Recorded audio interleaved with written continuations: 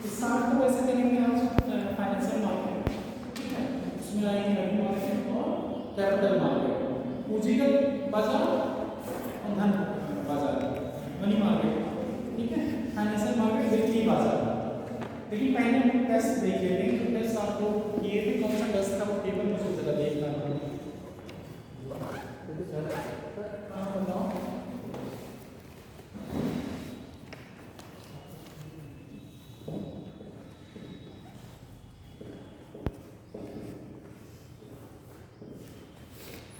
अच्छा ये बताओ यहाँ पे कितने लोग ऑनेस्टली झूठ मत बोलना, पीसीएस पे कितने लोग फोकस हो, यूपीएससी पे या दोनों पे? पीसीएस पे कितने लोग ऑनेस्टली बताओ, कितने लोग पीसीएस देने वाले हैं, मेनली फोकस पीसीएस पे?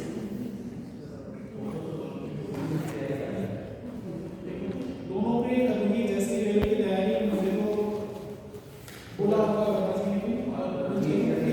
स्पेसिफिक फोकस किस पे है ये बताओ, उसी हिसाब से एक्चुअली चीजें कन्वे की जाए या उसी हिसाब से गाइडेंस प्रॉपर वे में क्या चीजों पे फोकस किया जाए। क्योंकि अब पता चले कि जिस हिसाब से क्वेश्चन पूछेंगे, जिस हिसाब से आप लोगों का परफॉर्मेंस है, बोला भी था चीजें, और मैंने हमेशा फुल टेस्ट किया है आप लोगों का जो भी टेस्ट मैंने कराया मैंने फुल कराया कि बार बार रिवाइज होता है। और घंटा चेक के क्वेश्चन में किसी ने कॉन्सेप्चुअल वाइज किए होते तो बहुत से आंसर इसके भी कर ले जाते। ऐसा नहीं था कि अलग सब्जेक्ट पूछ लिया था क्या, कुछ करंट के क्वेश्चन ज्यादा थे क्या?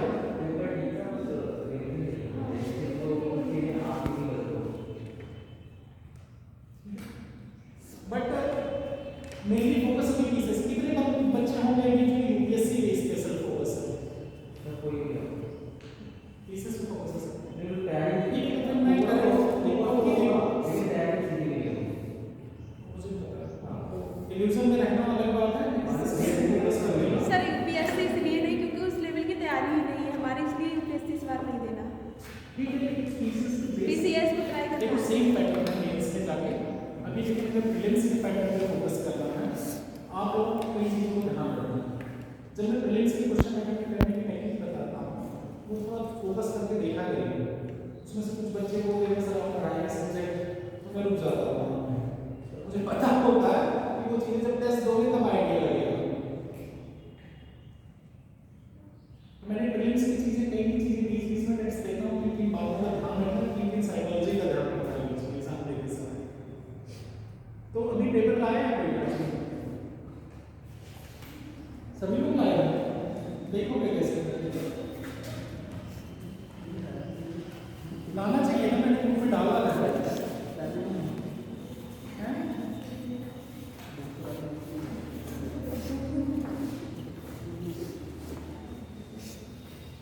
ग्रुप में डाला है, ग्रुप में टेस्ट किसी के पास पीडीएफ पड़ा है? पीडीएफ अच्छा नहीं आएगा बोलो, किसके किसके पास टेस्ट के बीच में एक पेपर बांट लो, टेबल लाए हो आप लोग? टेस्ट ही नहीं लिए हैं मुझे आप लोग, ठीक है? आप क्या नाम है आपका? किरण। आपका नाम क्या बेटा?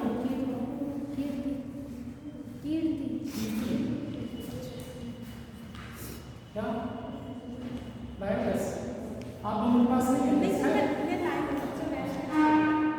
पीछे देखिए आप लोगों के पास, किसी के पास है? किसी के पास नहीं है? वहां से बोलो एक को हेजिटेट मत हो, कोई दिक्कत नहीं, जाओ आप इसे तो भी घर पे आ जाओ, ठीक है? टेस्ट पेपर दे दो, इधर आ जाओ, यहाँ पे आप थोड़ा इधर आ जाओ, अभी थोड़ी देर टेस्ट डिस्कस करेंगे बस, बीच में रखो।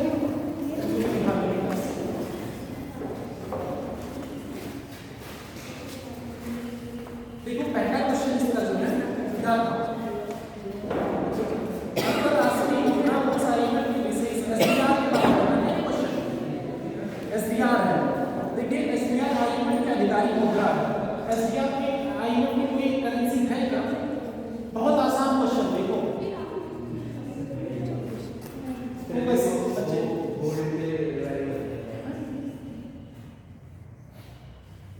अच्छा आइडिया लेकिन ये सुनो पहले। पहला देखो इसमें पहला ऑप्शन क्या कह रहा है? एसडीआर आईएमएफ क्या लिखा है? आईएमएफ की कोई अपनी करेंसी है क्या? किसी को पता है? तो फिर ये सही होने का कोई चांसेस ही नहीं है। ऐसे ही गलत हो गया। एसडीआर का मूल्य 4 मुद्राओं की एक बास्केट पर आधारित है। 4 मुद्रा नहीं, वहां 5 मुद्रा है। कौन कौन सी? यूएस डॉलर है, यूरो है, रेमनबी है। रेमनबी एक्चुअली में वहां की करेंसी है, चाइना की 2015-16 में शामिल की गई। 3 हो गई, जापान की येन है और पौंड है, इंग्लैंड की। ये 5 करेंसी के बेसिस पे, जिनका जैसा डिपॉजिट होगा उसके बेसिस पे एसडीआर परसेंटेज डिफाइन होते हैं। ये 4 दिया है, तो ये ऐसे ही गलत हो गया। 5 ही करेंसी है एसडीआर के बास्केट में, ठीक है। अगला एसडीआर को निजी संस्थाओं में व्यक्तियों द्वारा निर्धारित किया जाता है, गलत है ये तो आईएमएफ में होता है। निजी व्यक्ति और संस्था तो हुए नहीं यहाँ पे, ऑप्शन ही देख के देखो गलत लग रहा है सारे। और एसडीआर का मूल्य दैनिक से बाजार विनिमय की दरों पर निर्धारित किया जाता है। भाई सारी करेंसी अब बताओ एसडीआर किस पे बेस है? 5 करेंसी। अब पांचों करेंसियों का दाम आप रुपए से कंपेयर करो, वो डेली बेसिस पे डिमांड और सप्लाई के बेसिस पे फ्लक्चुएट होते हैं कि नहीं? क्वेश्चन आसान था कि नहीं? थोड़ा सा सोचने की जरूरत है। जितनी सारी चीजें मैं बकवास करता हूँ यहाँ पे, वो बकवास अगर जरा सा ध्यान होती तो इसमें ज्यादा दिमाग लगाने की जरूरत है क्या?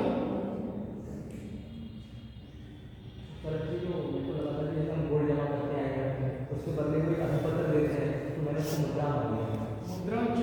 मुद्रा की डेफिनेशन मैंने बताई हुई है क्लास में, बताई है कई बार। वो जो लेटर वो लेटर गवर्नमेंट आपसे नाम में शुरू करती है, तो एग्रीमेंट बॉन्ड ये सब बॉन्ड ऑर्डर टाइप के होते हैं, तो ये फाइनेंशियल मार्केट पढ़ाएंगे तो उसमें समझ में आ जाएगी चीजें काफी, ठीक है। अगला है देखो ये direct commission fees 5.0 common reform. अच्छा ये बताओ ये क्वेश्चन कहाँ पूछा गया है? इकोनॉमी में करंट का है, और ये पता होना चाहिए जब इकोनॉमी का पेपर है, इकोनॉमी के क्वेश्चन नहीं है, तो सबसे मेन पार्ट इकोनॉमी का क्या होता है? क्या होता है? बैंक का ऑप्शन है कोई? नहीं आ रहा समझ में? कुछ चीजें ऐसे भी गेस लगा सकते हो। अगर इकोनॉमी का क्वेश्चन है तो उसका मेन फोकस एरिया क्या रहता है? बैंक जो मेन इकोनॉमी को होल्ड करता है ना, करेंसी सप्लाई से लेके सारे काम बैंक करता है ना। अगर हाँ ये ठीक है वैसे, लेकिन हाँ हो सकता है ये एमएसएमई का भी, लेकिन अगर नहीं समझ में आ रहा तब भी अगर टिक मारना है तो ये कुछ चीजें दिमाग में पैरामीटर रखो। ये क्वेश्चन किसके रिलेटेड है? क्या चीजें चल रही है समाज में, मतलब इकोनॉमी में क्या चीजें चल रही है, उसके बेसिस पे यस मारा जाता है। ये यस करके मैं बात कर रहा हूँ। वैसे ये करेंगे क्या करना, पढ़े हो तो ये चीजें कंफ्यूज भी होता है, वरना मत मारो, नहीं पता तो मत मारो। क्यों टेक मतलब 100% ब्लाइंड नहीं जाना है आपको। देखो अगर 4 ऑप्शन दिए हैं ए बी सी डी, अगर आप इसमें से 2 ऑप्शन से शॉर्ट है, ये 2 ऑप्शन से शॉर्ट हुआ, ये नहीं, ठीक है। ये दोनों ऑप्शन में आप कंफ्यूज हो, इसमें से एक ऑप्शन आप देखो करीब, उसका थोड़ा गाइड एरिया एनालिसिस करो, कौन सा गलत जा रहा है उसके बेसिस पे टिक कर दो, छोड़ो मत एग्जाम में। 50% चांसेस लेने से अच्छा है रिस्क लेना, क्योंकि आपको एग्जैक्ट कोई भी क्वेश्चन ढंग से नहीं याद आएगा। कुछ 15-20 क्वेश्चन के अलावा यूपीएससी में पीसीएस में मान लीजिए 40 क्वेश्चन होंगे जो एग्जैक्ट याद आएंगे, 50-60 क्वेश्चन हो सकते हैं। लेकिन ये कुछ क्वेश्चन ऐसे आपको रहेंगे जिनको 50% का चांस लेना चाहिए। अगर लेकिन 1/4 नेगेटिव मार्किंग है तब तो आप अगर मान लिया 3 में रेजोल्यूशन तब भी मान लीजिए, तब भी बस लीजिए 1/3 नेगेटिव मार्किंग में 50% में आप रिस्क ले सकते हैं। और कुछ और लोग भी अच्छा खेल पाते हैं जब कुछ ही क्वेश्चन बच गए हैं। अब जी यूपीएससी के प्रीलिम्स में लगभग 90 के आसपास करने पड़ते हैं, 90-95 क्वेश्चन करने पड़ते हैं जनरली। इस समय जो कट ऑफ मार्क्स आती है तो आपको परफेक्ट जो नंबर आते हैं, लेकिन कई बार ब्लाइंड गेस नहीं करते हैं। आपको ये बात जल्दी दिमाग में रखना। एकदम जान के जाओ ऐसा नहीं पता है नहीं मतलब ना रीजनेबल गेस करेंगे वो आपको ये चीजें कुछ चीजें पढ़ी इमीडिएट आ रहे हैं, इसमें इंट्यूटिव वर्क बहुत होता है। आपका जो फर्स्ट थॉट आता है जो आप पढ़े होंगे उसका रीजनेबल जब जाएंगे पता चले दो क्लोज आंसर्स देखते रहे आपको इसमें कंफ्यूज कर देता है, कंफ्यूज करता है। लेकिन जो पहला थॉट आया होगा उसको मारिए निकलिए, उसे टिक करिए निकलिए। जब आप टिक करके उसे निकल जाएंगे तो ठीक रहेगा, क्योंकि आपके ड्यूटी वहां आपके पास फैक्ट नहीं होते और दिमाग में 50 से थॉट आ जाएंगे, ओवर थिंकिंग आ जाएगी, तो लगेगा ये भी सही ये भी सही ये भी सही है। इसमें आपको क्या करना होगा, जो पहला थॉट है वो करके निकल जाओ। अपने इंट्यूशन और अपने इंट्यूबर को बढ़ाने के लिए आप प्रीवियस के क्वेश्चंस करिए, टेस्ट पेपर लगाइए, मेडिटेशन करिए, उसमें कंसंट्रेट होना बहुत जरूरी है और प्रॉपर मीनिंग होना बहुत जरूरी है। रिकॉल के लिए रिकॉल की प्रैक्टिस होनी चाहिए। ये सब मैं जो बता रहा हूँ ये साइकोलॉजिकल और अपने एक्सपीरियंस पर्सन के एक्सपीरियंस के बेसिस पे बता रहा हूँ, साइंटिफिक पर्सपेक्टिव। ये चीजें आपको करनी पड़ेगी, चीजें धीरे धीरे आपको चीजें कनेक्ट हो जाएंगी। अगला क्वेश्चन ये देखो कौन सा है, नीड इकोनॉमिक और अच्छा ये बताओ बैलेंस ऑफ पेमेंट क्राइसिस 1991 में जब हुआ था कौन सा स्टेप गवर्नमेंट के द्वारा नहीं लिया जा सकता, ये बताओ। ये क्वेश्चन कितना आसान है। 1991 के भुगतान संतुलन संकट संदर्भ में निम्नलिखित में से कौन सा एक नई आर्थिक नीति के तहत उठाए गए कदमों में शामिल नहीं है। अब उस समय क्या समस्या आई थी, हमारे पास फॉरेक्स रिजर्व खत्म हो गया था, 3 हफ्ते के लिए बचा था ना, इतना जिसको पता होगा इसमें से कौन सा ऑप्शन टिक मारेगा। आंसर बताएंगे तुम लोग, आंसर नहीं बताएंगे सर यहाँ पे कॉपी रखी थी और आंसर शीट भी रखी थी, हम लोगों ने देख ली थी। आंसर शीट रखी थी, हाँ वो पेपरों के साथ रखी हुई थी।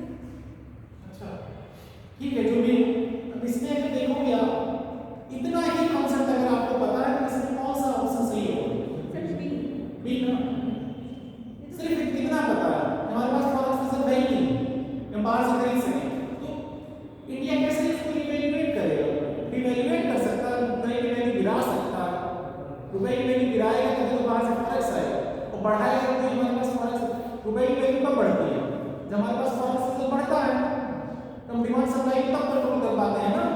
जब हमारे पास फॉरेक्स रिजर्व ही नहीं है तो हम डिमांड सप्लाई कैसे रेगुलेट करेंगे। सिर्फ एप्लीकेशन पार्ट जरा सा सोचने की देगी कि क्वेश्चन सही होगा। कोई और ऑप्शन लग रहा है उसके आसपास, सारे ऑप्शन लग रहे हैं सही है, बाकी एक गलत है।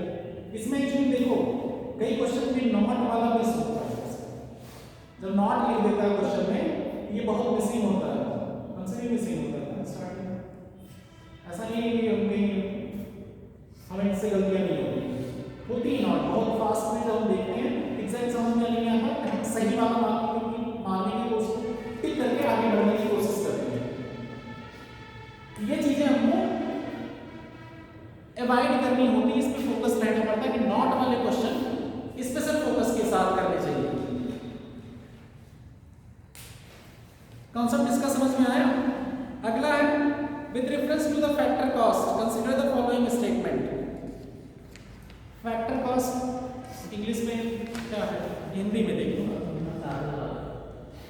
साधन लागत। फैक्टर तो पता था, मैंने एक आप लोगों को ये बताया रहा होगा जब पहला दूसरा लेक्चर हुआ होगा कि ये बिजनेस हाउस के ये कंज्यूमर्स भी, ठीक है, यहाँ से ऐसी साइकिल बनाई गई है, ये साइकिल ये फैक्टर सप्लाई करते हैं, ये फैक्टर का पेमेंट होता है। ये पढ़ा था और ये पढ़ाया था मैंने एनसीईआरटी के पहले दूसरे चैप्टर में है ये सिर्फ बातें। तो इसमें क्या बताओ, इसमें क्या इसमें सब काफी गलतियां की है दिख रहा है। साधा लागत में केवल उत्पादन के कारणों का भुगतान शामिल होती है, बस भाई प्रोडक्शन फैक्टर के लिए तो पेमेंट करते हैं, चाहे वो सर्विस का हो चाहे किसी चीज का प्रोडक्ट हो, उपलब्धता बढ़ाने के लिए करते हैं।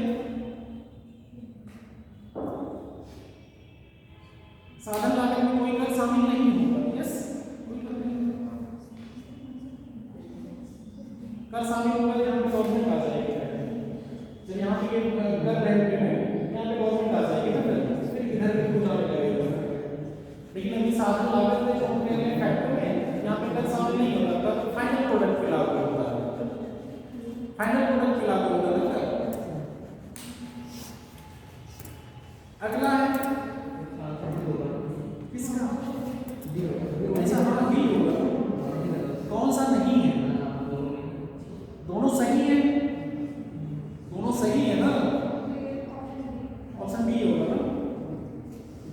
पीसी महाबलोनिस मॉडल प्लानिंग जो हमने पढ़ाया था, हमने बता दिया था सेकंड प्लानिंग में एग्रीकल्चर को प्रोडक्ट को बढ़ावा देने के लिए उनकी जयंती ये था, लेकिन पीसी महाबलोनिस हमने पढ़ाया होगा। देखो करंट में भी क्वेश्चन ऐसे नहीं आते कहीं से उठ के आ रहे हैं, करंट में भी आपके कॉन्सेप्ट पूछे जाते हैं। एक दो क्वेश्चन कोई नई स्कीम, जैसे कि 5.0 आई, ये नई स्कीम है, एक दो चीजें आपको नई स्कीम में फॉर्म में निकालने की चीजें अलॉट करनी पड़ेगी। तो करंट में पढ़ाया जाएगा वो चीजें, और तुम्हें जो पूछी थी मैंने यहाँ पे आंसर से बता रहे थे कि देव वाले को बता देगा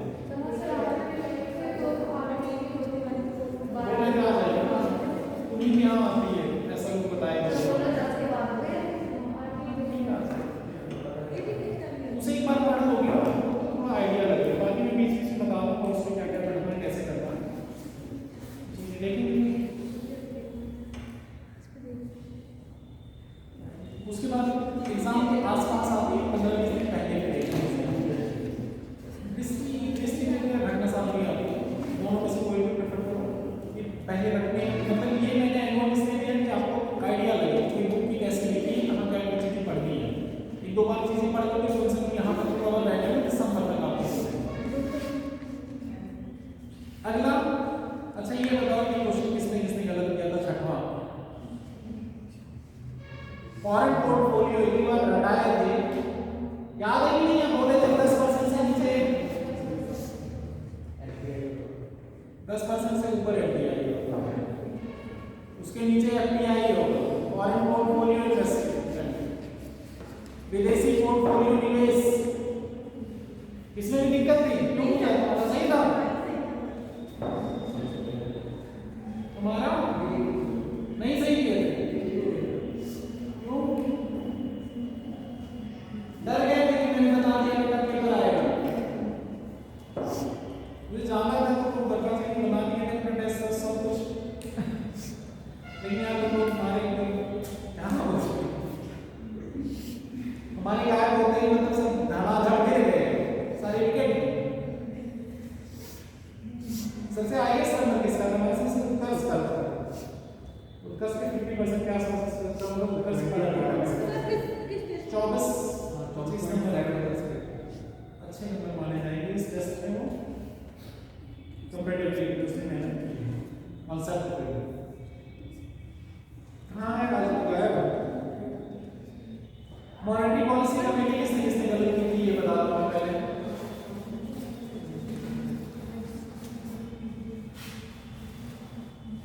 तुम्हारा तो गलत ही। मॉनेटरी पॉलिसी कमेटी किसने गलत की थी? ऑप्शन पढ़ो। इस समिति का गठन मूल्य स्थिरता मुद्रास्फीति का लक्ष्य था, इसको बताया था आपको। एमपीसी क्या करता है? मुद्रास्फीति पे ही फोकस करता है ना, 4 प्लस माइनस 2%, याद है ये? और ये मॉनेटरी पॉलिसी कमेटी किसके रिकमेंडेशन में बनाई गई थी? उर्जित पटेल कमेटी की। और इसमें अध्यक्षता कौन करता है? वित्त मंत्री करता है।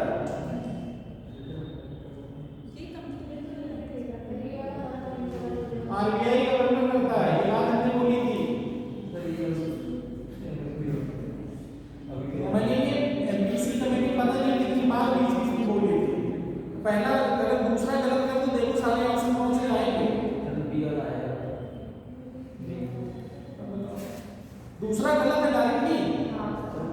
अगर सारे ऊपर नीचे आपको नहीं पता है तो देखो एलिमिनेशन हो रहा है कि नहीं।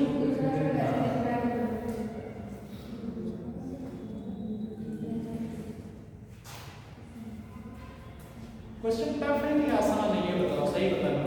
रीजनेबल थिंग में तुम लोगों को सिर्फ one line of fact actually में दे दिए जाते हैं, तो लेकिन थोड़ा सोचने के टाइम है, कई लोग ब्लैंक कॉपी भी जमा किए हैं।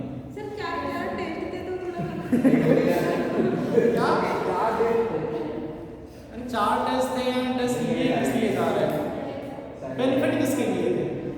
एक टेस्ट जो ये भाई हम लोगों को भी टाइम लगता है बनाने में यार, टेस्ट कॉपी बैठ के चेक करते हैं, हमें इतना समझ नहीं है कि हम अगर तुम लोग इतने लेथार्जी दिखाओगे, हम तो कॉपी टेस्ट करके तुरंत चेक करके देते हैं अपना टाइम निकाल के।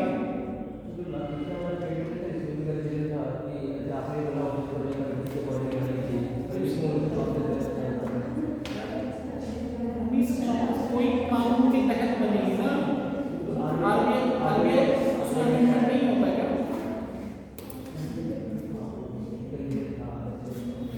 कोई भी चीज आरबीआई की जब भी होगी, आरबीआई के रिलेटेड मामले 34 के तहत की होगी, रेजोल्यूशन के थ्रू कोई चीज नहीं होगी। यस, इसमें अमेंडमेंट भी तो हो सकता है ना, तो पढ़ोगे अब बताओ कॉमर्शियल बैंक किसने गलत किया है? वाणिज्यिक बैंक की संपत्ति पर संपत्ति असेट, असेट्स क्या होगा कॉमर्शियल बैंक का बताओ? एक असेट्स होता है, एक लायबिलिटी होता है, दोनों बताया था मैंने।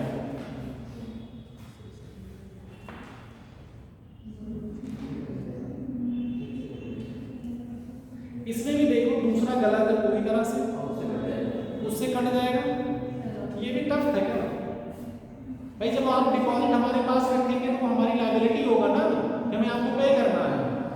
असेट तो वो हमारे होंगे जो हम किसी के पास रखते हैं, या लोन दे रखते हो, या आरबीआई के पास रखते हो, या हमारे पास जो वो हमारे असेट है ना। हम किसी का पैसा अपने पास रखें वो हमारी लायबिलिटी है ना, हमें तो वापस करना है उसे। ये क्यों गलत हो गया?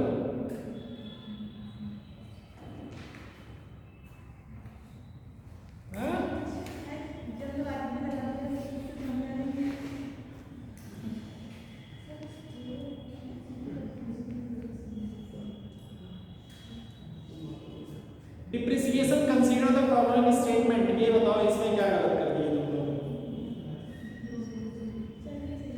डिप्रिसिएशन पहला ही सही है, दूसरा तो गलत है वैसे ही। इसमें दोनों सही है, दूसरा वैसे सही होगा, दूसरा नहीं सही। डिप्रिसिएशन हाँ दोनों सही, डज नॉट टेक, सॉरी हम भी नॉट भूल गए, दोनों सही है। Depreciation does not take into account unexpected, दोनों सही है। नहीं तुमने एक लगाया, जैसे हम अभी नॉट भूल गए थे वैसे हम हो सकता है ना, हम भी नॉट पे ध्यान नहीं दिया, उसके लिए हम क्षमा प्रार्थी हैं। ठीक है, दोनों सही होंगे इसके। ओके, इन्वायरमेंटल परफॉर्मेंस इंडेक्स हमने एक एक चीजें लिखाई थी क्लास में, जिस दिन तुम लोग पढ़े उसमें भी थे, क्या था? डिबेट। उस दिन हमने क्लास की थी, हमने सारे के ये चीजें लिखाई थी और मैंने तुम्हारे साथ शेयर भी किया था पीडीएफ में, तुमको इंग्लिश वाला किया था, तुलसी तुमको गया था इंग्लिश वाला, वैशाली ने भेजा था ना इंग्लिश वाले पीडीएफ। ऐसा मैं सोच रहा तुम लोगों को मैंने हिंदी वाला शेयर किया था, उसके एवज में ये लोग उसे इंग्लिश में मांग रहे हैं, मैंने इंग्लिश वाला भेजा था, कुछ अलग नहीं था, वो दूसरी को चीज है बस यही अंदर। कौन शेयर करता है EPI, environment performance index, world economic forum? इसको क्यों आया चर्चा में? इंडिया की रैंकिंग इसमें सबसे लोएस्ट है, 180 दी गई है।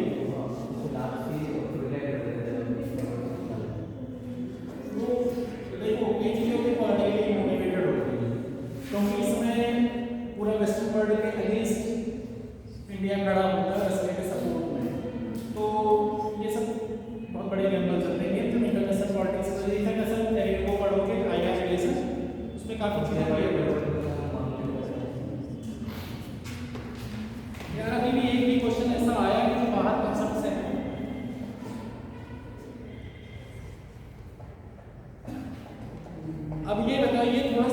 क्वेश्चन था ह्यूमन कैपिटल वाला, not correct regarding the human capital, not correct पूछा। ये अगर रीजनेबल लॉजिक लगाओ इसमें क्या क्या ऑप्शन है। Human capital is an intangible and can not be easily sold in the market, सही है भाई। ह्यूमन कैपिटल को ही आप एज अ ऑब्जेक्ट थोड़ी सोल्ड कर सकते हैं, बेच सकते हैं। और इंटेंजिबल इन द सेंस इसका एक्चुअली में आप जो चीजें लिखेंगे पढ़ेंगे वो चीजें इंटेलिजेंस के फॉर्म में रिकॉर्ड भी तो रहती है। जो आप रिसर्च करिए कुछ ये ह्यूमन रिसोर्स है वो इंटेंजिबल है। इंटेंजिबल मतलब हिंदी में क्या है, अमूर्त। अमूर्त की हिंदी में मतलब पता है, नष्ट ना होने वाला, जो तो नष्ट। टेंजिबल इंटेंजिबल दो बेनिफिट होते हैं। टेंजिबल होता है जो नष्ट हो जाए समय के साथ ज्यादा चीजें। इसमें अमूर्त का आ गया मतलब ज्यादा दिन तक, इनडायरेक्ट बेनिफिट है, इनडायरेक्ट चीजें नहीं रहेंगी। अगला इसमें देखो क्या ऑप्शन है, unlike physical capital human capital does not depreciate with time. ये तो गलत है, दूसरा गलत है ना। ह्यूमन कैपिटल का टाइम के साथ डेप्रिशिएट बुढ़े नहीं होते क्या?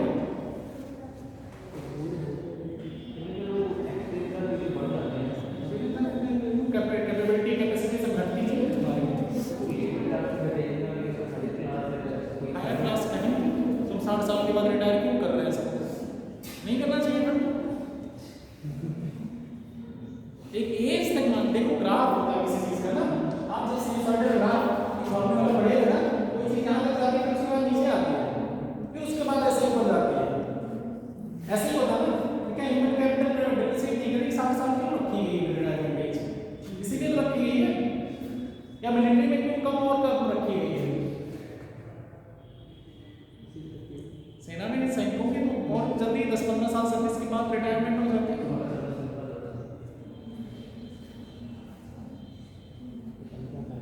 तो बताओ इसमें पहला अब आगे पढ़ने की जरूरत भी नहीं लग रही मुझे तो इस हिसाब से। Human benefit not only owner but also the society in general. Yes, human capital is not perfectly mobile dependent. It's perfectly word ना होता यहाँ पे, लेकिन परफेक्टली दिया है, परफेक्टली तो नहीं है, परफेक्टली मोबाइल नहीं। अगला क्वेश्चन पब्लिक गुड से, पब्लिक गुड क्या होती है? वैसे मैंने ये पब्लिक गुड तो नहीं पढ़ाया था, मुझे पता मैंने मिसलेनियस में ये छोड़ा है, पढ़े हो? पब्लिक गुड एक्चुअली मैंने मुझे लगता है मैंने मिसलेनियस के लिए छोड़ा है। मैंने गुड्स पढ़ाए थे, capital goods, luxury goods, consumption goods, ये सब पढ़ाए थे, बट पब्लिक गुड्स मैंने छोड़ा हुआ है, मुझे याद है। देखो पब्लिक गुड्स इन जनरल जान लो, कोई भी चीज ऐसी होती है कि जो सबके लिए प्रोड्यूस की जाए, सबके बेनिफिट के लिए, डायरेक्ट इनडायरेक्ट बेनिफिट, तो किसी पर्टिकुलर कोई उसका ओनर ना हो, सबको इक्विटेबल फॉर्म में डिस्ट्रीब्यूशन हो उसका। मतलब आप यूज कर रहे हो तो ऐसा नहीं कि आप पूरा उसे खत्म कर दो, दूसरे को भी यूज करने को मिलेगा। इक्विटेबल जैसे ये सारी चीजें कौन कर सकता है? सरकार करेगी, गवर्नमेंट ज्यादा। प्राइवेट इंडस्ट्री में क्या होगा कि वो सबको यूज नहीं करने देगी ना। तो ये चीजें इसमें डिफरेंस है पब्लिक गुड में। तो ये ठंड लग जाएगी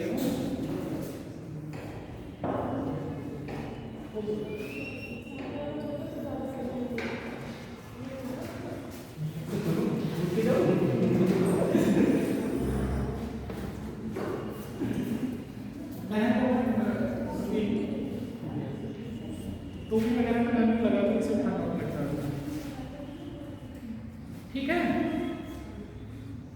पब्लिक गुड वाला भी क्वेश्चन बहुत ज्यादा कम नहीं था, लेकिन मैं इसको कहूँगा कि मैंने ये चीज बताई है, मैंने अभी होल्ड रख कर रखी थी, इसलिए चलो ठीक है, लेकिन जनरल आप आंसर्स देख सकते हैं। अगला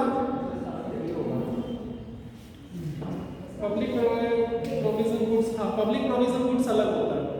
पब्लिक प्रोविजन गुड्स वो गुड्स होते हैं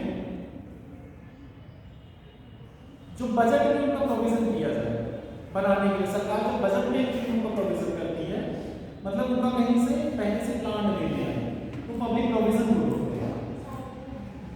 सार्वजनिक प्रावधान की वस्तुएं, ऐसी वस्तु जिनका उत्पादन प्रत्यक्ष रूप से सरकार द्वारा किया जाता है। लेकिन सरकार द्वारा उत्पादित नहीं, इसका बजट में प्रोविजन नहीं है। अगर इसमें उत्पादन हो जाएगा ना तो ये हो जाएगा पब्लिक प्रोड्यूस गुड्स, उसका नाम है। इसीलिए मैं वाला पब्लिक प्रोविजन गुड्स का डेफिनेशन ये जो दिया आगे लाइन वो गलत दिया। ये सब माइन्यूट गलतियाँ होती हैं, जैसे हम आप लोगों को उसमें नहीं बता रहे थे, इन्फ्लेशन में पढ़ा रहे थे चीज़ें, हम आप लोगों से कह रहे थे कि सबकी डेफिनेशन बहुत क्लोजली है, डिफ्लेशन है, इन्फ्लेशन है, रिफ्लेशन है, ये सब बहुत आसपास के कॉन्सेप्ट थे। एक डिसफ्लेशन और डिसइन्फ्लेशन, रिफ्लेशन, कई टर्म ऐसे हैं मतलब चीज़ें लगेगा आसपास ही हैं, बट ये होगा कि एक दूसरे की चीज़ें कंफ्यूज होती हैं, वो एट टाइम पे भी देख लेना चाहिए। बच्चे आप भी अगर आ जाओ पेपर को देखा करो ना, करना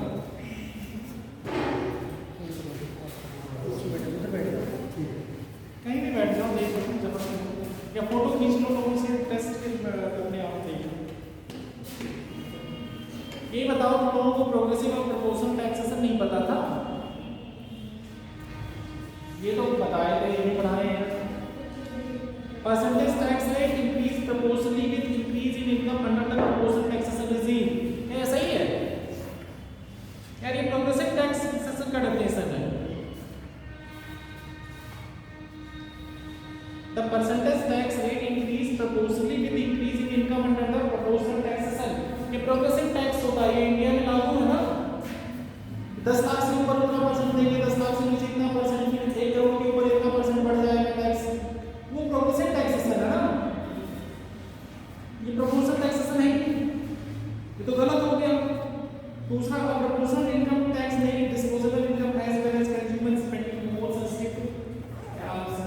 सेंसिटिव नहीं होता है, लेस सेंसिटिव बनाता है प्रोपोर्शनल टैक्सेशन, लेस सेंसिटिव बनाता है। क्यों? प्रोपोर्शनल इनकम क्या है? सबके ऊपर एक समान, सबके ऊपर क्या करेंगे? एक समान टैक्सेशन लागू करेंगे ना, चाहे किसी का 10 लाख हो, चाहे करोड़ रुपए हो, चाहे कुछ भी हो। तो ये एक्चुअली क्या कर रहा है? इनकम बढ़ने के साथ इक्विटेबल डिस्ट्रीब्यूशन के प्रति सेंसिटिव है क्या? सेंसिटिव नहीं, इसको तो मतलब ही नहीं किसी चीज से, लेस सेंसिटिव बना रहा है ना। ये सब देखो अप्लाइड पार्ट है। जब आप बार बार एक देखो, मैं ये नहीं कह रहा हूँ कि ये सब क्वेश्चन आसान होगा, क्वेश्चन इतने भी आसान नहीं, ये सब बार बार पढ़ने के आपकी समझ में आएंगे। तो जब आप जितना ज़्यादा क्वेश्चन करोगे, गलतियाँ होंगी, बहुत विजिबल था इस पेपर का, जो मैं देख रहा हूँ लेवल जैसा बनाया है, शर्मा जी जैसा बना के दे दिए हम लोगों को, बनाए ठीक ठाक पेपर है। तो बताओ,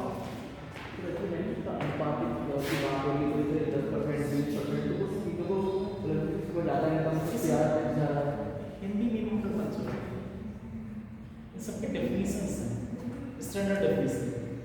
प्रोग्रेसिव टैक्स होता है, प्रोपोर्शनल टैक्स होता है, तुम उसका परसेंटेज कहोगे 10% लग रहे हैं, चाहे कोई 30 लाख कमा रहा है तो उसमें 10% अमाउंट में ज़्यादा आएगा और इसमें कम आएगा, ये एक चीज़ में लेकिन प्रोपोर्शनल में डाला है। बट प्रोग्रेसिव टैक्सेशन में क्या होता है कि 10 लाख से ऊपर गया इनकम, 10 लाख से कम की 30% लगेगा, फिर 40% लगेगा, परसेंटेज बढ़ता जाएगा। वो डेफिनेशन बताएंगे, हमें पता है, कंफ्यूजन इसीलिए हो रहा है, कहोगे कि ये तो 10 लाख का इतना होगा, कहाँ पे वो ये तो प्रोग्रेसिव ऑलरेडी पैसे बढ़ रहा है, पर उसमें क्या हो रहा है, एक समान टैक्सेशन लग रहा है ना। यहाँ पे मनी की वैल्यू हमारे लिए, जैसे हमारे लिए अगर आपके लिए माना जाए 1 रुपये की 100 रुपये की वैल्यू मान लिया हमारे लिए इतनी है जितनी आपके लिए 1000 रुपये की वैल्यू, और दोनों में 10% लगा दिया जाए, इसका टैक्स में समझो ना, हमारा 10 रुपये जाएगा, हमको उतना ही लोग होगा जितना हमारा 100 रुपये जाने के ऊपर होगा ना। समझेंगे एग्जाम्पल जो इन्होंने क्वेश्चन पूछा, समझ में आया क्या पूछा था? सुनते ही नहीं हो आप लोग आपस में, क्या पूछ रहे थे, कोई पूछ रहा होगा कुछ, उनसे क्या लेना देना।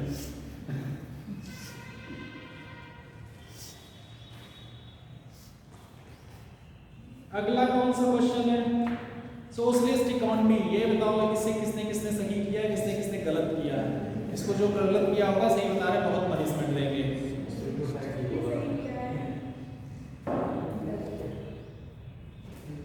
हमारे मार्क्स बहुत कम थे बेटा।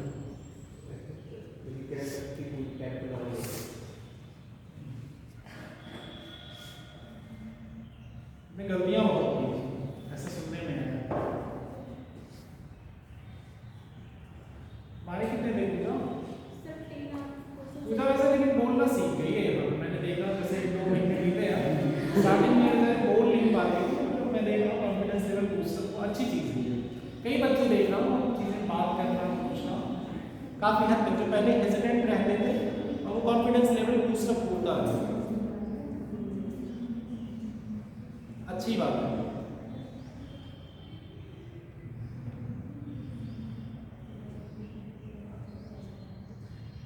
अगला है कॉन्ट्रैक्शनरी फिजिकल पॉलिसी, संकुचनकारी राजकोषीय नीति। ये भी गलत किए हो क्या तुम लोग?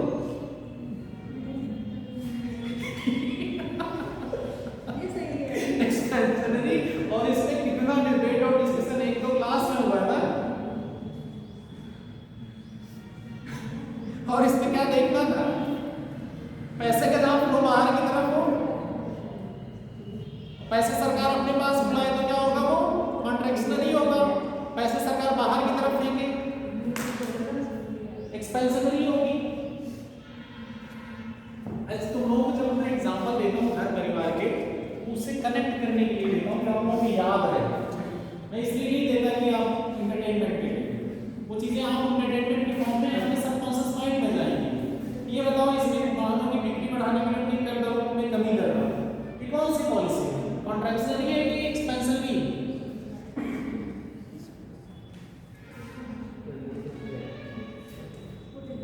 रट नहीं है ये बेटा, सीधे स्ट्रेट बताओ। इसका पहला ऑप्शन माइंड मत करो, तो हम लोगों की आदत होती है जब याद कर रहे होते हैं ना, हमारे मैंने भी ऐसे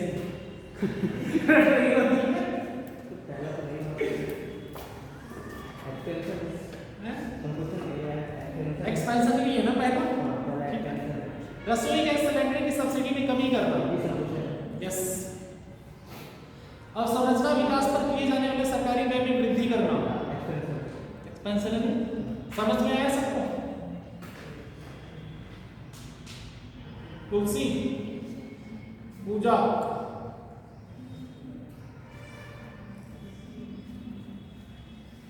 विकी, कौशल,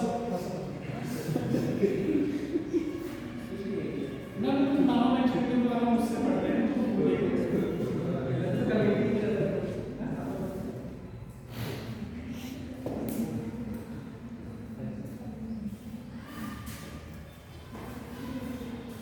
अरे क्यों नहीं करते? मना तो है किसी ने, हम तो चाहते हैं तुम लोग आपस में क्वेश्चन वगैरह डिस्कस करो, डालो उसमें चीजें, डिबेट डिस्कशन करो, आपस में क्वेश्चन दिया कोई एक इनिशिएट करो तो बना के डाल दिया, तो क्वेश्चन सबके होते रहे, क्वेश्चन डिवाइड होते रहे। शिवांशी, इसमें भी क्या दिक्कत है तुम्हें बताओ? एक्सपेंशनरी वाले में सही हुआ था? एफआरबीएम एक्ट किसके किसके सही हुए हैं? एफआरबीएम एक्ट ऑप्शन है, government purchase primary issue of the government securities by the RBI. The rules under the FRBM act aim to eliminate the fiscal deficit. अच्छा ये बताओ, पहला option FRBM act bans the purchase of primary issues of the central government securities by the RBI. इसका मतलब ये कह रहा है, ये डायरेक्टली एक्चुअली में मैंने जो बताया था उसका इनडायरेक्ट मतलब है। यहाँ पे ये कहना चाह रहे हैं कि जो फिजिकल डेफिसिट है उसकी फंडिंग 3 तरह से कही थी होती है। एक मार्केट से, एक एक्सटर्नल कॉमर्शियल बोरोइंग मतलब बाहर के दूसरे देशों से या बैंकों से, और तीसरा था उसमें आरबीआई के। तो आरबीआई के थ्रू बैंक किया गया, आरबीआई से पैसे लेना। सरकार कहा गया कि अगर आरबीआई ना से देगी, पैसे प्रिंट करके देगी, तो आप प्रिंट करके मार्केट में पैसे डालेंगे तो क्या होगा उससे? आपका मार्केट में पैसे का फ्लो ज़्यादा होगा और वैल्यू गिर जाएगी पैसे की। इसीलिए ज़्यादातर आप ये काम करिए,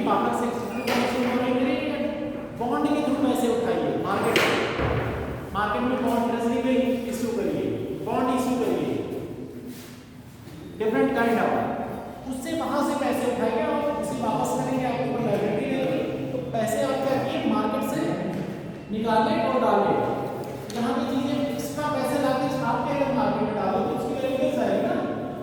तो मेरे ट्रेडिंग में होता है कि आप एक बार जनरेट होता है फिर वहाँ पे उसका ट्रांसफर होता है, वो ट्रांसफर होता है। दोनों मॉडल है, इक्विटी मॉडल में करते हैं और लाभांश में ट्रांसफर करते हैं, तो उसमें उसको एफआरबीएम एक्ट किसी को बैठ किया गया है क्योंकि इतने पैसे नहीं होते लाभांश में, उनके और भी चीज़ों के लिए ना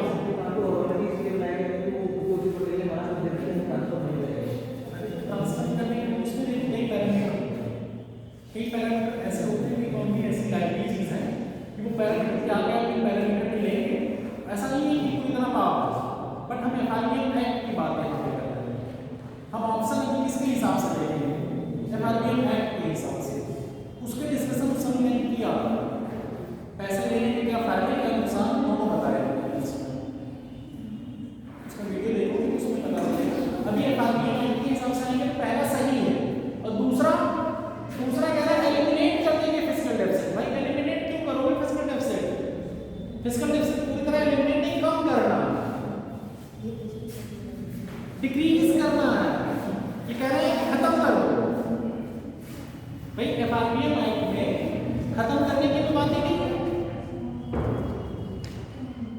कम करने की बात। अगर फिस्कल डेफिसिट खत्म कर दोगे तो वो प्रोग्रेसिव बजट नहीं होगा, मतलब आप इन्वेस्टमेंट कर ही नहीं रहे कहीं पे, इंफ्रास्ट्रक्चर पे आप इन्वेस्ट कर ही नहीं रहे।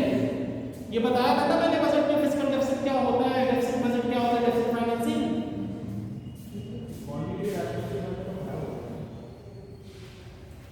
कोई चीज इकोनॉमी में एक तरफा नहीं होती।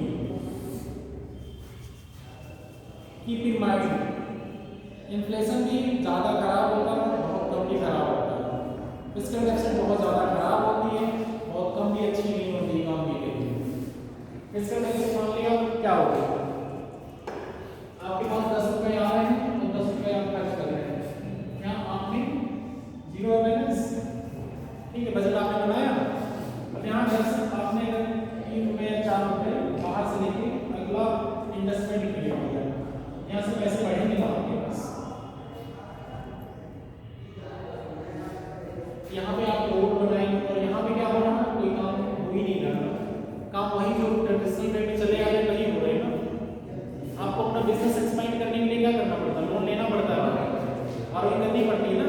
यहाँ पे सरकार को कहाँ डिफरेंट सेक्टर में इन्वेस्टमेंट करने के लिए बढ़ाना, इंफ्रास्ट्रक्चर क्रिएट करना बहुत तरह के, वहाँ पे अगर वो पैसे नहीं लगाएगी तो वहाँ पे अगली इकोनॉमी कैसे जनरेशन जो पॉपुलेशन बढ़ेगी उसको कहाँ एम्प्लॉयमेंट होगा, तो कुछ परसेंटेज फाइनेंसिंग करनी पड़ेगी ना। तो पूरी तरह से एलिमिनेट खत्म करने की बात ही नहीं, लेकिन हाँ अब यहाँ में इतना लोन ले लो जिससे तुम उधार चुकता ही नहीं कर पाओ, तब तो समस्या है। हमें कोई भी चीज रीजनेबल पे में करनी होती है इकोनॉमी में, ना तो पूरी चीज तरह कोई चीज खत्म करनी है, ना पूरी तरह चीजें एकदम एक्सट्रीम में ले जानी है। यहाँ पे फिस्कल डेफिसिट को इसने क्या कहा, ये भाई पूरी तरह खत्म, ऐसा कहा उन्होंने कहा कि 3% से नीचे लिया अप्रॉक्सीमेट मिल गया पेपर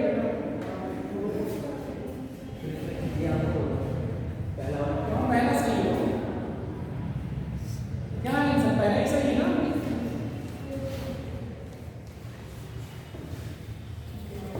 सीआरआर किसने गलत किया है, सीआरआर किसने गलत किया ये बताओ पहले। स्कूल की तरह पनिशमेंट दिया जाएगा तो सीआरआर किसने गलत किया, हाथ उठाओ, किसने गलत किया, हाथ उठाओ। सभी ने गलत किया है। Cash reserve ratio, it is a percentage of deposit which commercial bank must keep except reserve. क्या ये सही है? इसका एक बार बीच में डिस्कशन किए थे हमारे साथ, क्वेश्चन दिया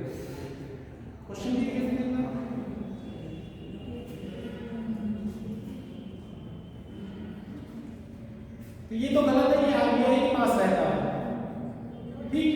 दूसरा NBFC non banking financial company are outside the purview of this reserve requirement. ये तो है, ये भी बताया था कि सब तो कब है एक्चुअली एनबीएफसी जब डिफाइन होता है वही में लिखे होते हैं।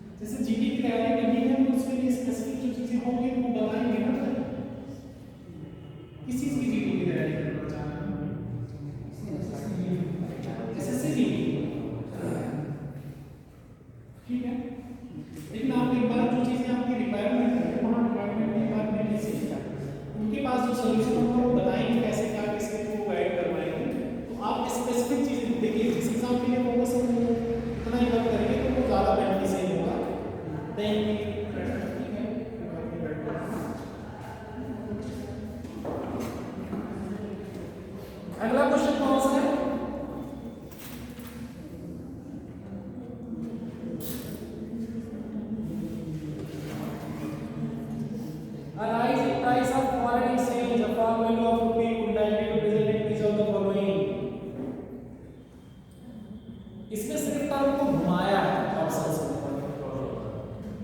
पढ़ने में दिक्कत हो रही है। हाँ, मतलब बार बार माइंड में जो रहती है यार वो नहीं शिवाजी तुमने क्या लगाया इसमें?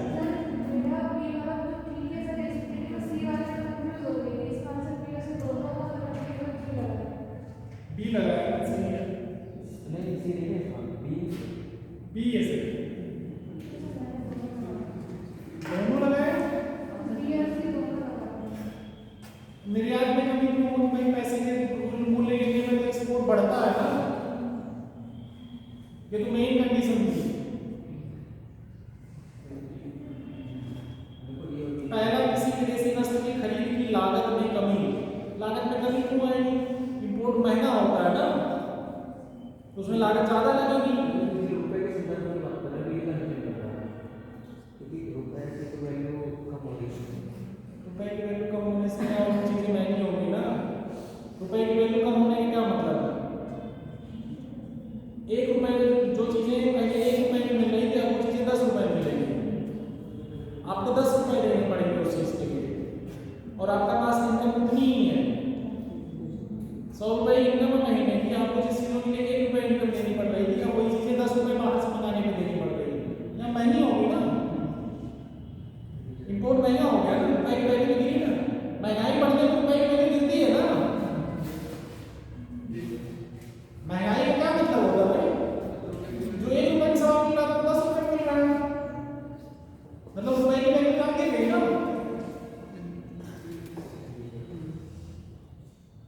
फॉरेन एक्सचेंज की कंपनी कौन सी फॉरेन एक्सचेंज में क्या होगा? सामान मिलने सप्लाई करेंगे।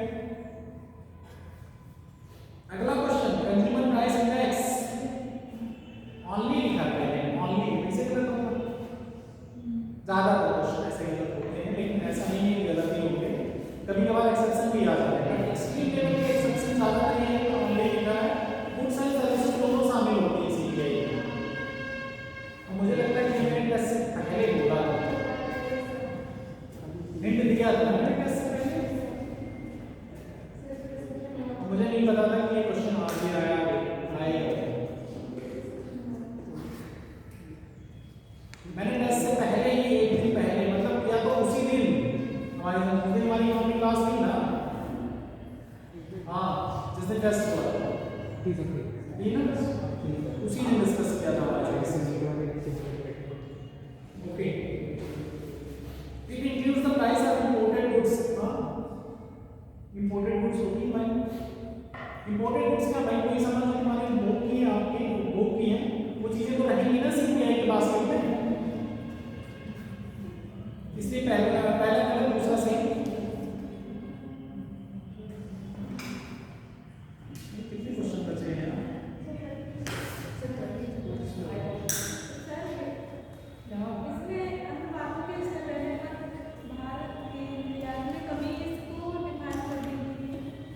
समझा नहीं, बताओ।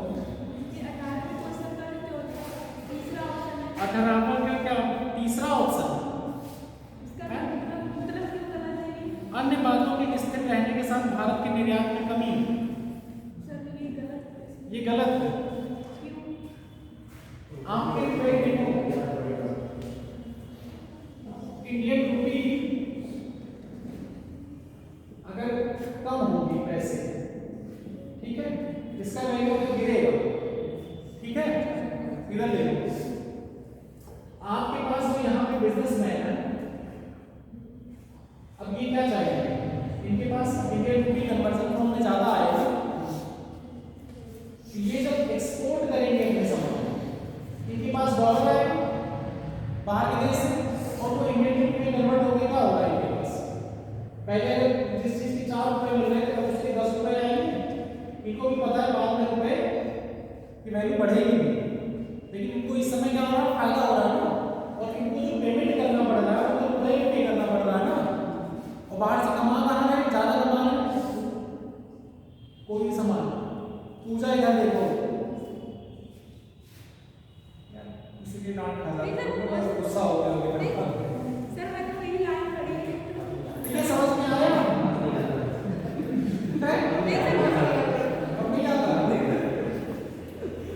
इधर बताओ,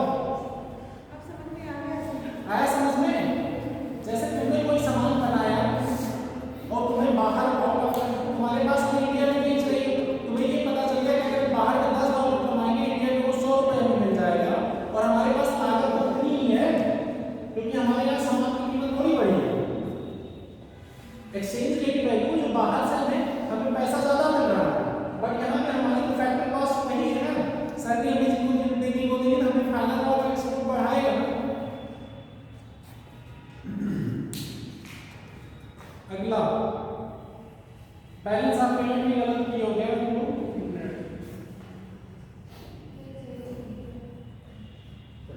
भारत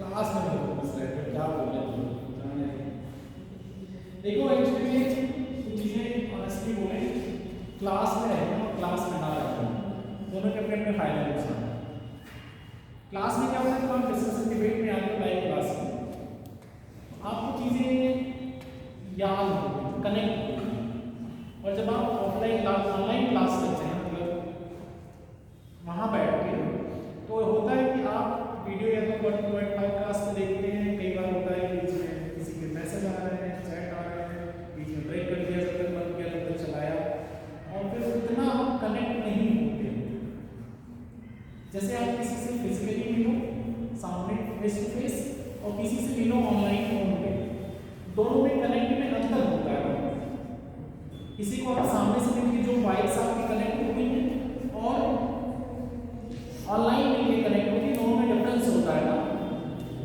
वो चीज़ों का फर्क होता है जैसे यहाँ पे डिस्कशन डिबेट में हम बातें चीजें कर रहे हैं बीच बीच में कुछ हंसी मजाक हो रही चीज़ें आपको कनेक्टेड रहती है याद रहती है ना तो ये चीज़ें इसीलिए ऑफलाइन क्लास का अपना इम्पोर्टेंस है और ऑनलाइन क्लास का अपना कोविड चल रहा है कोई बात नहीं कुछ वीडियोज ऐसे होते हैं जो 3D फॉर्म में उसे ऑनलाइन क्लासेस में जहाँ पे पिक्टोरियल फॉर्म ही समझ में आएगा 3D फॉर्म कुछ चीज़ों को विजुअलाइजेशन दिक्कत होगी तो 3D फॉर्म में आसान रहेगा समझना उनकी बात अलग है बट आप ऑफलाइन क्लास करते भले कोई भी टीचर का आप जो वहाँ कनेक्ट करेंगे इसीलिए वो चीज़ें आपको ज़्यादा टाइम तक रिटेन करेंगे किसी टाइम से ज़्यादा टाइम तक रिटेन करेंगे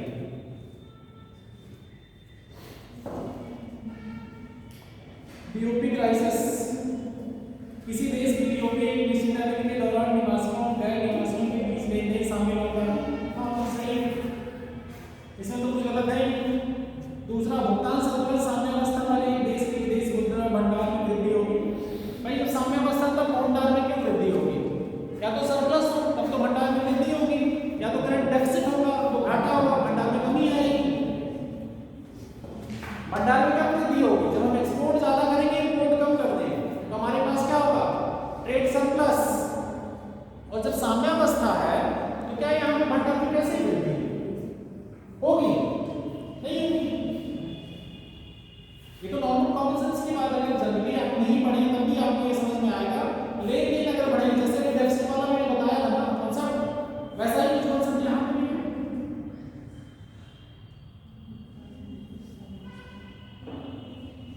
अगला करंट से न्यू बैंक ये तो यार बड़ा नया कॉन्सेप्ट है यार इसके ऑप्शन पढ़ते हैं तो गलत हो जाएगा हमें गाली मत देना ठीक है न्यू बैंक है they are the fintech firms देखो एक तो बैंक लगा है इसमें दूसरा न्यू ना कुछ ऐसा ही है इसमें पहला ऑप्शन है they are the fintech firms only digital presence ये सही हो सकता है digital presence they do not have bank licence of their own अगर ये डिजिटल प्रेजेंस सिर्फ रखेंगे तो ये do not have a bank licence of their own yes bank licence इनको नहीं मिलेगा क्योंकि आरबीआई बैंक लाइसेंस जारी करता है वो ये कहता है कि किसी भी बैंक को उसी को हम फिजिकल लाइसेंस जारी करें जो अपने एक फिजिकल प्रेजेंस कहीं न कहीं मेंटेन करे कहीं कहीं फिजिकल प्रेजेंस रहे उसी को हम लाइसेंस देंगे ये कंडीशंस है आरबीआई की लाइसेंस देते सब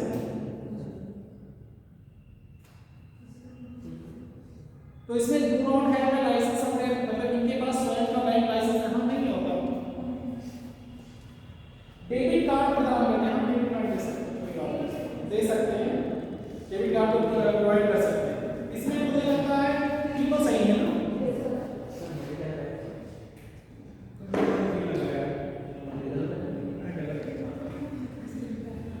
थोड़ा सा अगर देखो चीजें एक बाइट स्टडी में काम आती है अब ये है करंट अकाउंट मेरे लिए भी एक्चुअली मैंने ध्यान नहीं था लेकिन कुछ चीजें मैं बैंकिंग से रिलेटेड एक क्वेश्चन में लिख रही है बैंक का शेड्यूल बैंक का जो टाइप ऑफ बैंक ढेर सारे बैंक हां तो ये शेड्यूल बैंक में आता है इसके कौन सा सेटलमेंट लाइसेंस ही नहीं मिलता है इनको सेटलमेंट नॉन सेटलमेंट तो अलग ही बात है इनका फिजिकल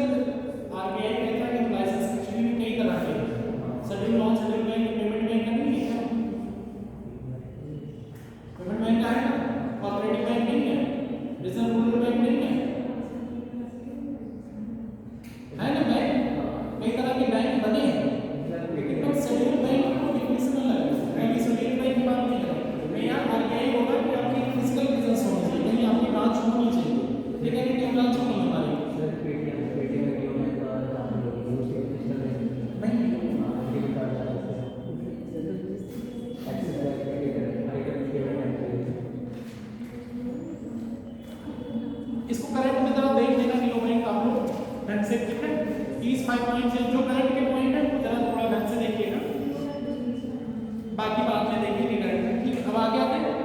अच्छा ये बताओ फ्लेक्सिबल एक्सचेंज रेट, इसमें भी समस्या हुई है? इस बात से अगर तुमने ये गलत किया होगा नहीं किया गलत तभी देख नहीं रही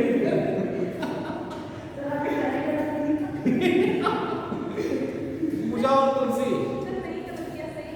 सही किया, वेरी गुड, बहुत अच्छा। भरत तुमने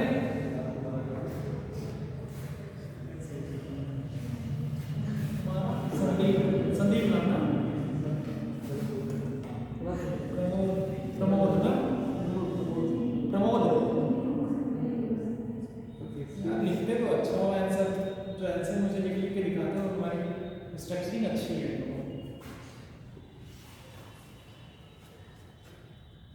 बताओ जरा flexible exchange rate, this system exchange rate is defined by the market forces demand and supply, सही है।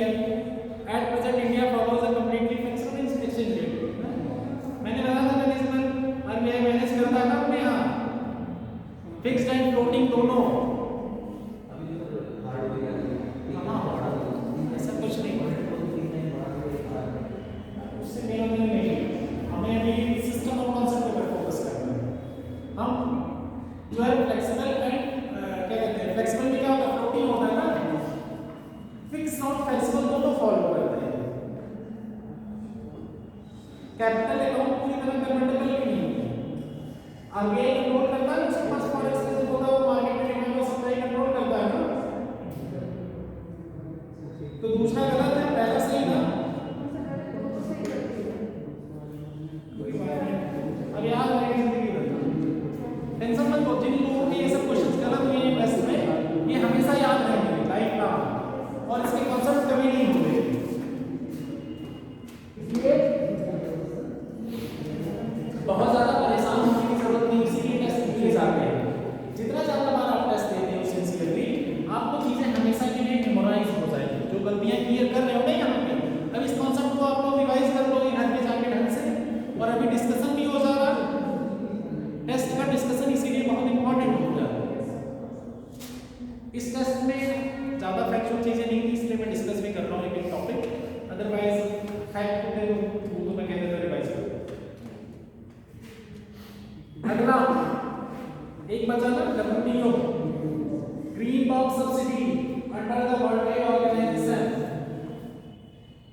Under the WTO green box subsidy can be increased without any financial limitation. WTO के तहत green box subsidy को बिना किसी वित्तीय सीमा के बढ़ाया जा सकता है। यस, ग्रीन बॉक्स में मतलब हरा रंग दिख गया मतलब सब कुछ जाने दो, कितना भी लेवल तक। ग्रीन मतलब ग्रीन सिग्नल, हमने सब्सिडी बढ़ाई थी ना, ग्रीन बॉक्स, ब्लू बॉक्स, अम्बर बॉक्स, रेड बॉक्स, याद है?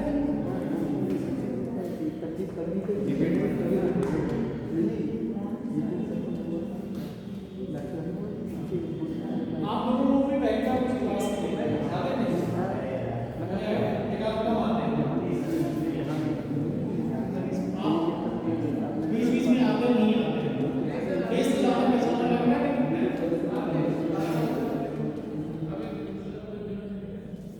अभी तो कुछ दिनों से मेरी क्लास थी, मेरी क्लास में ज़्यादा नहीं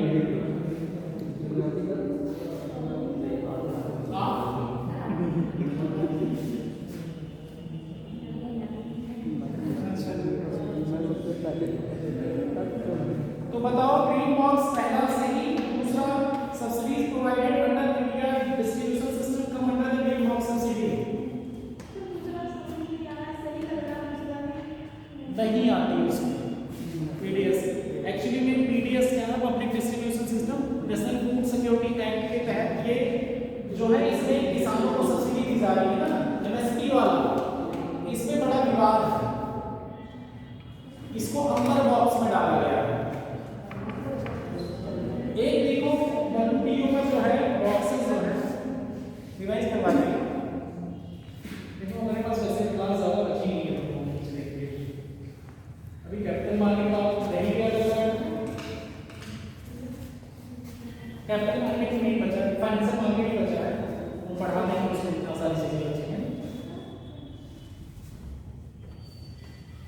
7 क्लास 8 क्लासेस हैं।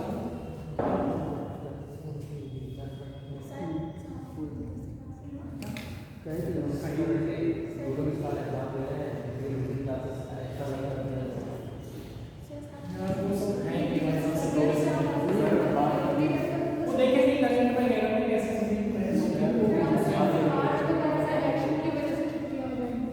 क्या क्या तो बीच में देखेंगे कैसा रहेगा, जैसे तो हमारे टेक्निकल प्ले है टेक्निकल में जो भी कुछ समझ सकता है। हम इसको नहीं ये नहीं कि अपनी तरफ से वर्क करें, मेरा पहला कंडीशन है पहले हमको अपनी तरफ से एक बार वर्क करना पड़ेगा, फिर उसके बाद समझ में नहीं है तो पहले एक्सप्लेन करो क्या वो मैं पूछूंगा। ठीक है, वो व्हाट्सएप पे तो किया था बीच में, तो कर देंगे व्हाट्सएप पे जाना। एक क्वेश्चन बचा है मेरे पास, तो मैं करता हूँ। कहाँ जाना है? मेरी आस पास है।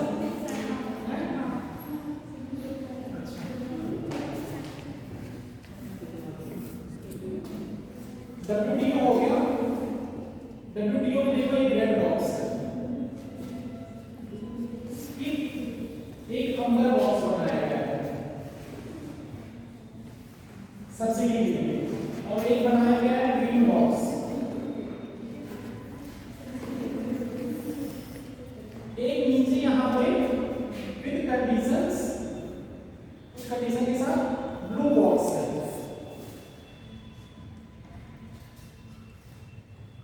रेड बॉक्स में वो चीजें रखी गई है जो पूरी तरह से मार्केट को डिस्टॉर्ट करती है। अगर यहाँ पे कोई भी सब्सिडी कोई गवर्नमेंट देती है, मतलब वो मार्केट के रूल को, रेट के रूल को, जो कंपटीशन का रूल होता है, मतलब दोनों बिजनेस अगर करें, वहाँ गवर्नमेंट किसी कंट्री की गवर्नमेंट वहाँ पे सपोर्ट कर दे तो पूरी तरह से क्या होगा, उस कंपनी को बहुत फायदा होता है। वो मार्केट क्या करेगी, कंपटीशन जब घटाएगी, जो कंपटीशन है एक्चुअली में डिमांड और सप्लाई के बेसिस पे गाइड होना चाहिए, वो नहीं होगी। तो ये वाला रेड बॉक्स में कोई भी चीज रहेगी पूरी तरह से बैन है। अंबर बॉक्स में कुछ चीजें एक्चुअली रीजनेबल रिस्ट्रिक्शन के साथ कहीं जा रही, आपकी कुछ चीजें जो है, जो सब्सिडी आप दे रहे हैं, जैसे फूड पे सब्सिडी जो दी जा रही है, एग्रीकल्चर की कुछ सब्सिडी जा रही है, अंबर बॉक्स में ऐसी डाली गई है। फर्टिलाइजर पे हो गया, ये सब चीजें आपके अंबर बॉक्स में कि मार्केट को डिस्काउंट तो करें, लेकिन इसको रिड्यूस करना है, रिड्यूस करना। अब इसी अंबर बॉक्स में जो पॉइंट डाले गए हैं वो लिस्ट बनी हुई है, ये सारी लिस्ट कौन कौन सी किस रीजन में आना। अब अंबर बॉक्स में ये कुछ और कंडीशन ऐड कर दी सर, वो कौन सा बॉक्स बना दिया गया, ब्लू बॉक्स। कुछ कंडीशंस, अब कुछ कंडीशंस कौन सी, वो अलग प्रोडक्ट पे अलग है, वो आपको एक बार देखना पड़ेगा, लेकिन पूरा लिखना पड़ेगा। हम लोग की ओवरऑल इकोनॉमी पढ़ेंगे, ठीक है। हम WTO में पूरे सारे टर्म्स एंड कंडीशन नहीं, लेकिन हाँ करंट में अगर कोई कंडीशंस इंप्लीमेंट हुई है, कोई चेंज हुआ नहीं, तो उस पे फोकस करना। यहाँ पे मेरा समझाने की मेन पर्पस भी बॉक्सेस हैं, ठीक। उसके बाद आता है ग्रीन बॉक्स। इस बॉक्स के अंदर कोई मतलब नहीं, WTO को सेपरेट नहीं करेगा, चाहे सब्सिडी दो चाहे जो करो, ये मार्केट को कुछ भी प्रभावित नहीं करेंगे। इसके जो होंगे इस लिस्ट में जो डाले गए होंगे, इसमें जो डाले गए होंगे, इसमें कहा जा रहा है कि आप कम करिए धीरे-धीरे, इसको घटाइए। कुछ और कंडीशंस लगा दी हैं इसमें, कुछ ब्लू बॉक्स, रेड बॉक्स और विजिबल नहीं, आपको ऊपर फाइन लग जाएगा। इस वाले को देखिए, बड़ा हवा लग गया है, कई फूड सिक्योरिटी है, ये सब एग्रीकल्चर से तो ये है बॉक्सेस। ये मैंने डेवलपमेंट में पढ़ाने समय बताया था, दिखाया था, और नोट्स में भी मैंने दिया हुआ है। तो हिंदी वाले नोट्स में दिया कि food actually food processing industry का भी नोट्स में डालूंगा। एक बार याद करके तो मुझे फटाफट डाउनलोड कर लेंगे, घंटे का वक्त में डालूंगा 10 बजे के आसपास, वो डाउनलोड कर लेंगे घंटे में, मतलब तुरंत निकाल घंटे रहे उसमें पढ़ा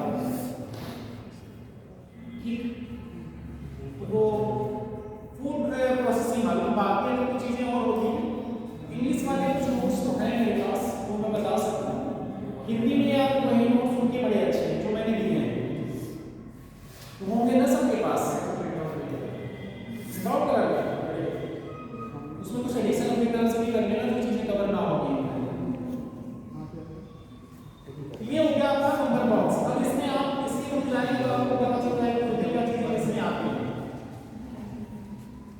अब इसमें एक चीज लिस्ट आउट करिएगा, इंडिया की कौन कौन सी चीजें किस बॉक्स के अंदर आती है, मेनली नहीं देख लीजिएगा, वो फैक्ट जो चीजें उसमें दी होंगी, जैसे एग्जांपल वो किए होंगे ब्रेकेट में, वो वहां पे दिया होगा।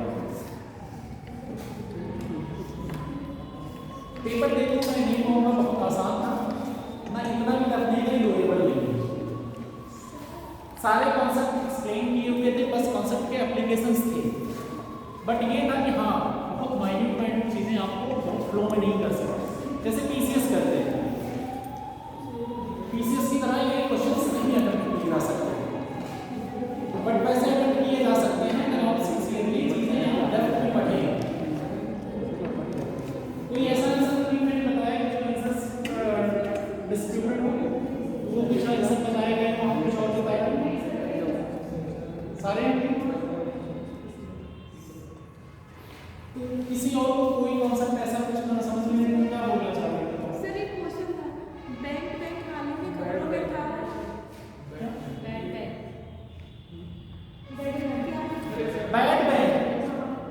बैड बैंक मैंने बताया था, नहीं याद है, मैंने कहा था बैड बैंक के जो कॉन्सेप्ट क्या बनाएगा, जितने एनपीए हो गए, जितने स्ट्रेस एसेट है बैंकों के, इन सब बैंकों का एक्चुअली में ट्रांसफर कर दिया जाएगा बैड बैंक के पास। बैड बैंक इसी कॉन्सेप्ट को बढ़ाएगा, जितने भी बैंकों के जितने एनपीए हैं, स्ट्रेस एसेट हैं, वो जितने वो एक्चुअली में लोन मिलेगा ही नहीं, दिवालिया हो गए, उनको एक्चुअली में कहां ट्रांसफर कर दिया गया, एक बैंक बनाएगा बैड बैंक। ये बताया तो था मैंने, आया समझ में? हैं? कोई बात नहीं, समझ में भूल जाता है, नो डाउट, बट आप लोग अब एक काम करिए, जितनी क्लासेस हैं उसमें आप लोग पीछे से एक चैप्टर दो चैप्टर रिवाइज करके आइए, रैंडमली हम किसी को भी खड़ा करके कोई भी टॉपिक पूछ सकते हैं, कोई जरूरी नहीं आज इनसे पूछे तो जरूरी नहीं कल इनसे ना पूछना, उसका कल भी पूछ लेंगे सर, किसी से भी खड़े होकर पूछ सकते हो, पूरी क्लास में पूछ सकते हो, अपनी बेइज्जती इसको करवानी है इसको अपनी इज्जत बढ़ानी है, इज्जत बढ़ाओ, जिसको अपनी तैयारी करनी है, लग रहा है हाँ तैयारी हो जाए अच्छे से, तैयारी कर। अभी मिसलेनियस टॉपिक है, फाइनेंशियल मार्केट खत्म होगी, इसके बाद मिसलेनियस टॉपिक कराएंगे, तो कई टॉपिक्स ऐसे जैसे ग्राफ वगैरह चुने हैं, ग्राफ माइक्रो इकोनॉमिक्स के लिए टॉपिक है, डिमांड सप्लाई ये सब, और जैसे मैंने उसमें नेशनल इनकम अकाउंटिंग में पर्सनल इनकम नहीं बताया था, और कुछ गुड्स हैं, डिफरेंट गुड्स वगैरह थोड़े और एक्सप्लेन कर देंगे, मिसलेनियस में कई पॉइंट ऐसे कवर करेंगे जो और नॉर्मल चीजें नहीं कवर ना, बाकी करंट की चीजें जो है वो करंट रेट की बड़ी ये चीजें आप लोग थोड़ा सा नोट करिए, नए साल का रिजोल्यूशन है, और वो चीजें धीरे धीरे कवर हो जाएंगी, परेशान नहीं होगा किसी से। इकोनॉमी मुझे नहीं लगता अभी तक बची है कुछ,